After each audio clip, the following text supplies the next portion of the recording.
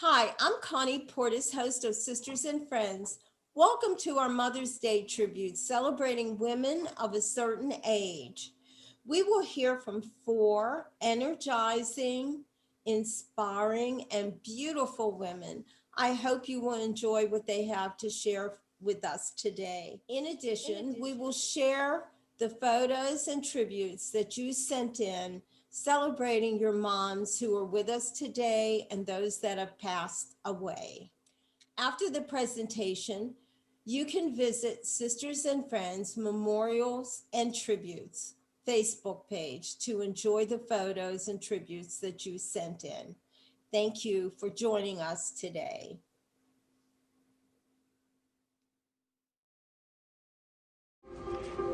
I am grateful to have been loved and to be loved now and to be able to love because that liberates. Love liberates. It doesn't just hold. That's ego. Love liberates. When, uh, when my son was born, I was 17. My mother had a huge house, 14-room house. At 17, I went to her and said, I'm leaving. She asked me, you're leaving my house? And she had live-in help.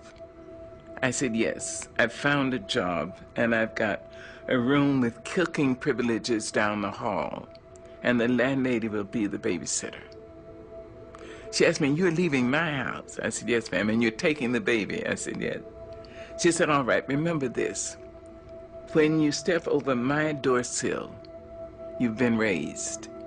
You know the difference between right and wrong. Do right. Don't let anybody raise you and make you change. And remember this, you can always come home.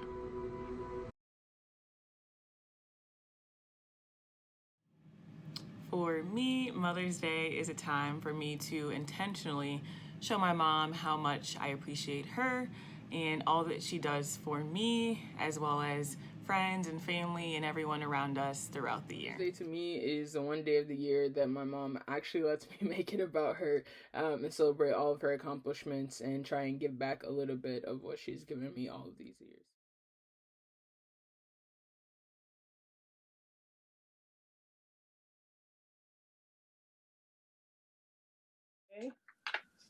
One day in 1905, a woman named Anna Jarvis experienced one of the most difficult losses anyone can have, the loss of her mother. Miss Jarvis was determined that the hard work and sufferings of her mother and of mothers throughout the country should receive more recognition. By 1908, she had organized the first Mother's Day celebration in Grafton, West Virginia. In 1914, President Woodrow Wilson signed a measure officially establishing the second Sunday in May as Mother's Day.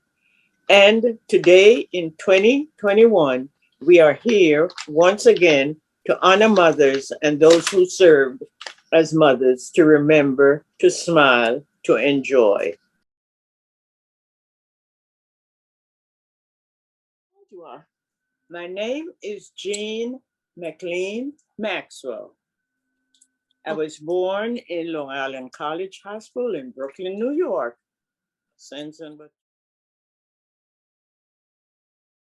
I did secretarial work. I worked for the US Navy. And after that, I went to the Veteran Administration Hospital in New York. And after that, I went to the Army base. I'm told you have a birthday coming up on May 9th. Do you intend to do anything for your birthday? Well, my family usually do what they plan. They never tell me. They just, that morning, they'll just call me and tell me whatever. Yes. And now with the virus, I don't know what we're going to do. Yes. How do you feel about having a son? What's going on in the world with Black men? I worry about the grandsons, and I have great nephews and people like those. Yeah. I'm very concerned about that. Yes. Okay. Um, I was born October 20th, 1939, in the city of Canton, that's spelled Canton, Ohio. Baby of 19 children. Oh my goodness. I have 6 brothers and I had 12 sisters, which are all deceased. I'm the living child of 19 children. And Wow. when I grew up, my mother and my father were both from the South. My mother was from the state of Georgia, and my dad was from the state of Mississippi. So I didn't know it at the time, but I witnessed, or they told me, I'll put it that way. They told me about what happened with my dad and how he arrived in Ohio because he left Mississippi walking because they were going to hang him.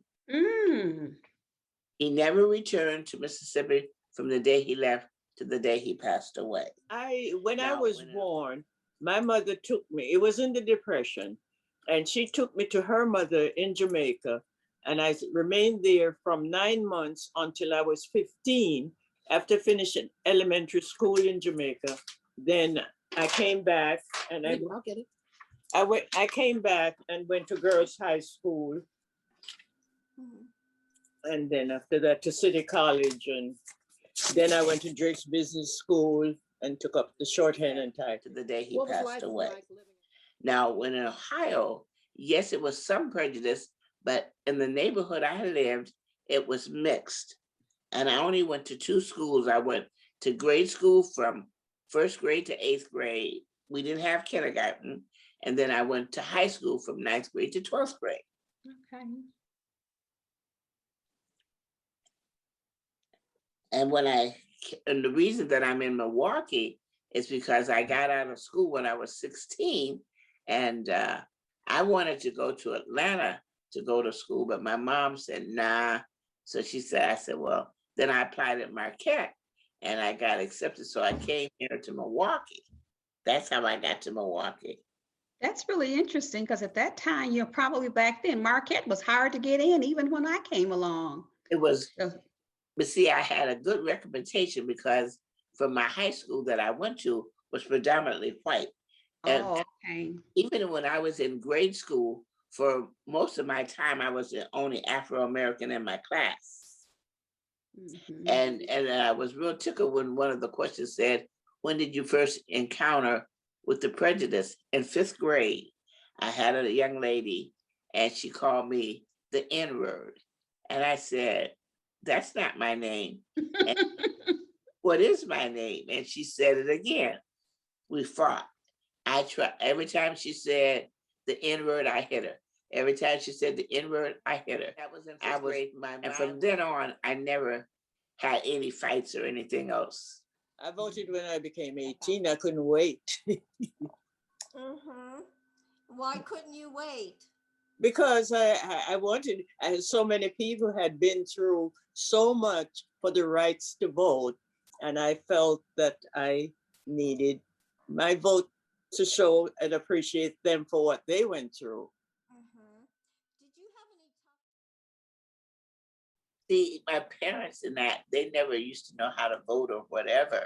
And when I got 18, you could vote. And it was exciting because it was the first time you voted. And I was trying to recall to see who I voted for. Was it the president? Because I can't remember, but I remember voting. And would you believe, since 18, I don't miss a vote. I don't care if it's just the primaries. I don't care what it is. I vote. My father came, I know he came to Cuba, and from Cuba he came to New York. My mother, they met here. I was the welcome to America. And my mother, she came here, what you said, June 9th, 1924. And, you know, they had the men had a harder time than the women, because at least the women did housework and the men couldn't find no work to do. So they really had a hard time. Jobs and things were very, very expensive. Well, it was expensive because there was no money. They couldn't get jobs. So they couldn't work. They were just surviving. Yes. Yes. And a So, lot of like the women that did the domestic work, they would bring a couple cents home and they could do dinner and all that stuff.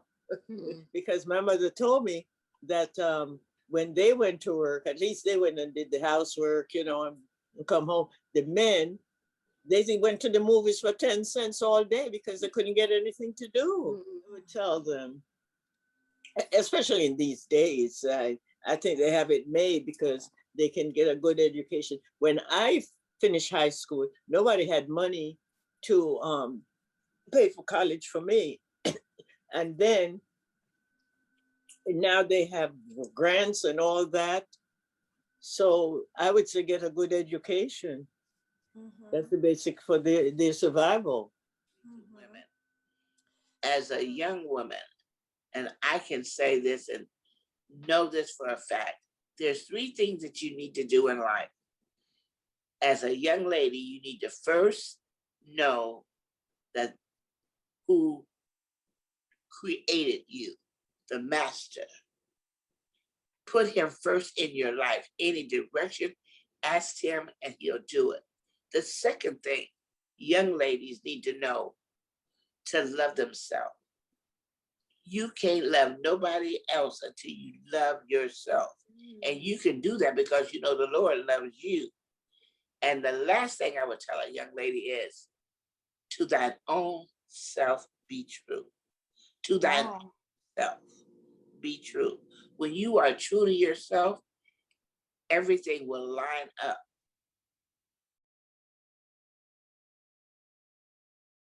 I want you to believe in God and trust God and, you know, and work hard. Whatever you put your hands to, do it with the best you can. She goes out every day of the week. I'm Taurus the bull, and I don't. I even if I'm hurting, I still go and walk 2 blocks and come back Every day of the week, whether it's rain or unless it's no snow. If there's snow, she doesn't go. But no, if I it don't rains, she go. will go out in the rain. I don't fight the ice and snow, but I do. If I don't walk, I won't be walking. That I know, because I have these 2 arthritic knees, and if I just sit, I never feel it. But then when I try to walk, that's when the pain comes on. So I know if I didn't walk, I wouldn't be walking. So I force myself to go. Life is treating me well, very well. At 81, I thank God for that, just for another day. But in this day, I asked him every morning to make sure to help me to order my steps that I can do whatever is in his will. And we have to be in the will to do the right thing. Now, there's a lot of things that in the pandemic, the Lord has kept me not to lose my mind. Because I'm telling you, I'm glad I'm alone because I don't think I can live with nobody. About it's been too much going on. And when you live in 2021, I'm on a flight. And on 2021, I don't know where it's going to carry me. But by getting on this flight, I want to make sure I go wherever the Lord leads me. Well, Wow. I was brought up to believe in God, and I get my strength. And anytime I get into trouble, there's a Psalms or a verse that I remember. We used to have to study the Bible and things like that. So I have something to hold on, and I'll, I'll say, well, you promised me so and so, and I'm holding you to it. Like how we talk to some. Yes. And it just gives me the strength to go on.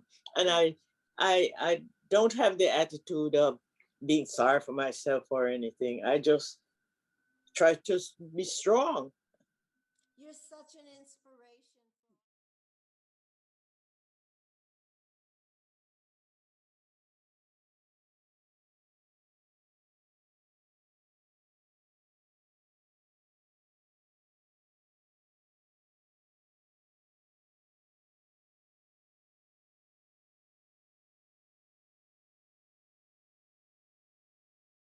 My mother's name was Lizzie Mae. Her maiden name was Bradford, and Calloway was her married name. She was born June the 19th, 1928, and she died 57 years later on February 25th, 1985.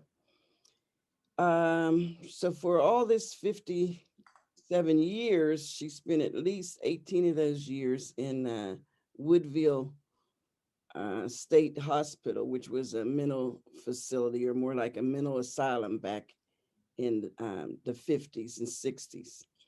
Um, she was married 3 times. And so on her third marriage, when she was only 24 years old, she was there with somewhat of an abusive husband.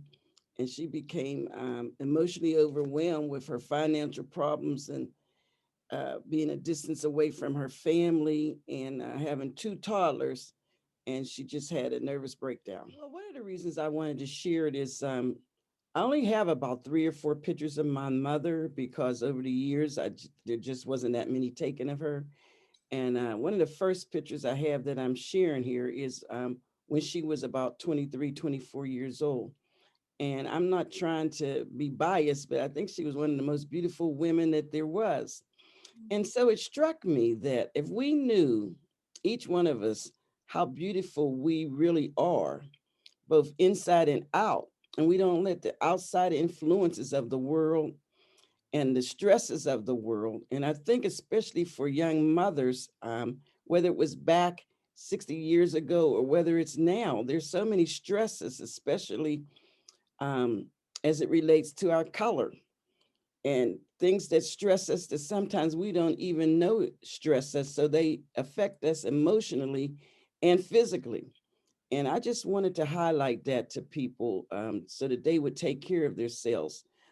Because if we would take care of ourselves and stop and recognize that not only physically does our health get affected by these stresses, and it's okay to go to the doctor when we feel like we have an ulcer or we have a stroke, and all of these things are affected by our physical. But when we have mental stresses, there's a stigmatization, especially for Black people, to not go and try to address that. Is that a tradition?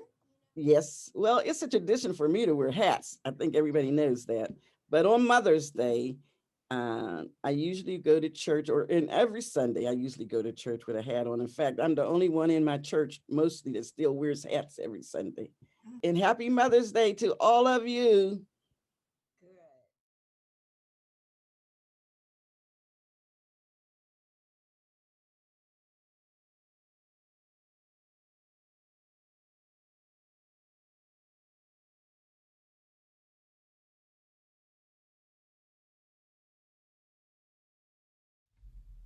Mother to Son by Langston Hughes. Well, son, I'll tell you, life for me ain't been no crystal stair. It's had tacks in it and splinters and boards torn up and places with no carpet on the floor, bare. But all the time I's been a climbing on and reaching landings and turning corners and sometimes going in the dark where there ain't been no light. So, boy, don't you turn back. Don't you sit down on the steps 'cause you finds it kind of hard. Don't you fall now, for I still going. Honey, I still climbing. And life for me ain't been no crystal stair.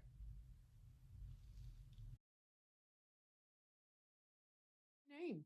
My name is Vivian Smith And where were you born? in Tennessee, Hennis, Tennessee.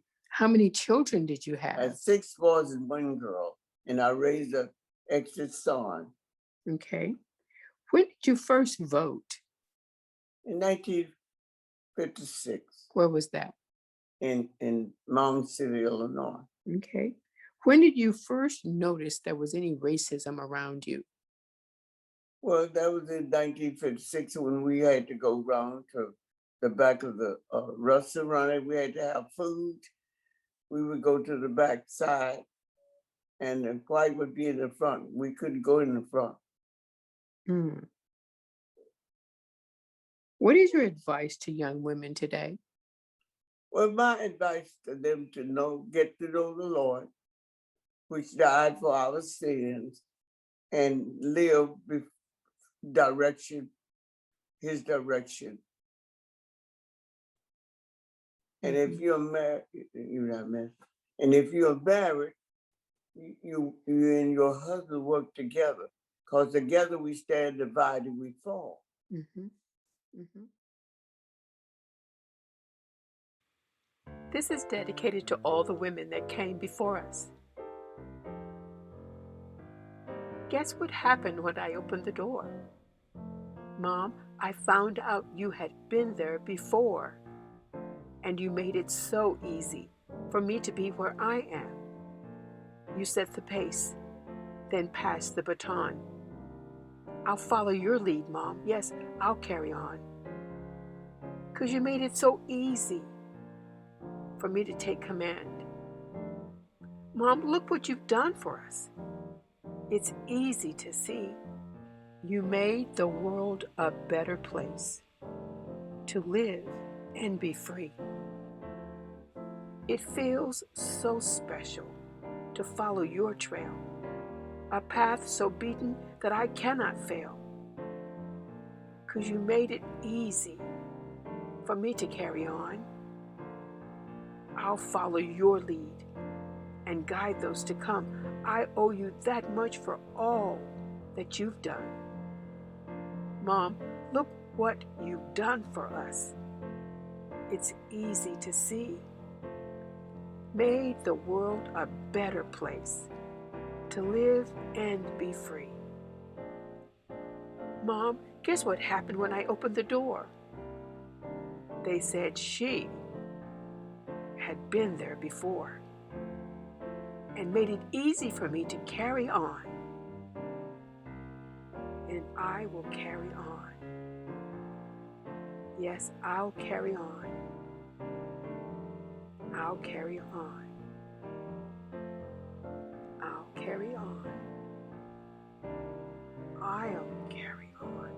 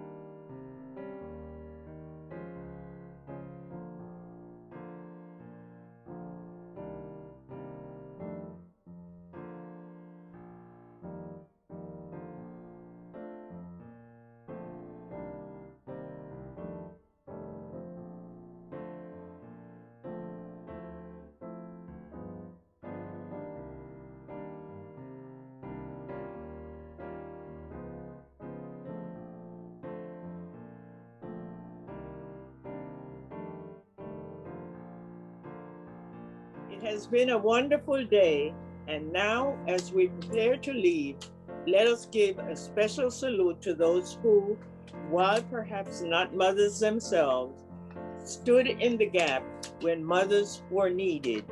Perhaps they supplied a home or a meal, or perhaps just a kind word of support. We recognize them, we honor them, and we love them.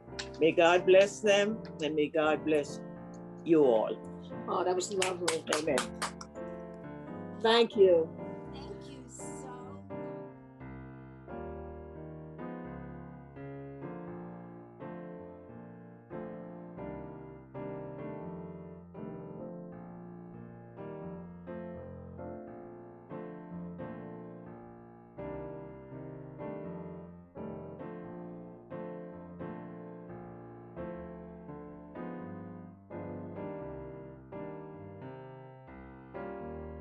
Okay, that rounds up the questions. Thank you so much for your time. I appreciate it. Now you can take your body to bed. Okay, thank you for recording this, Mom. Appreciate it. Okay, bye. What I do? Mom, I was I'm just, not finished. You oh, need to sit down. Okay. Okay, Mom, let me catch you off from the camera, then we can talk. Okay.